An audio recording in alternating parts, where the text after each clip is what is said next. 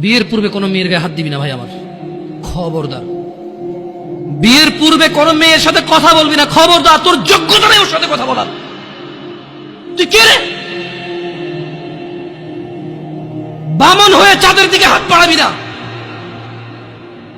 আমার বোনরা চাঁদ। ওয়াল্লাহি যেদিন ইসলামী শাসন আসবে, যেদিন ইমাম মেহেদী আসবে, যেদিন ঈসা আলাইহিস সালাম আবার আসবে, ওনার বন্ধের উপর যারা হাত দেবে উনি হাত কেটে ফেলবে। তুই বামন হয়ে চাঁদের দিকে হাত বাড়াইস না। আমার বোনরা চাঁদ।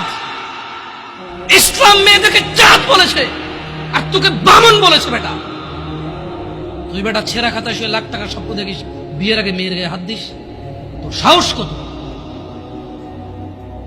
তোর সাহস কত? তুই জানিস না মুহাম্মদ সাল্লাল্লাহু আলাইহি সাল্লাম বলছে নেক স্ত্রী দুনিয়াতে যা আছে ওর চেয়ে বেশি উত্তম। তুই কি করে ওর গায়ে হাত দিস বিয়ের আগে? তোর সেই যোগ্যতা আছে বল?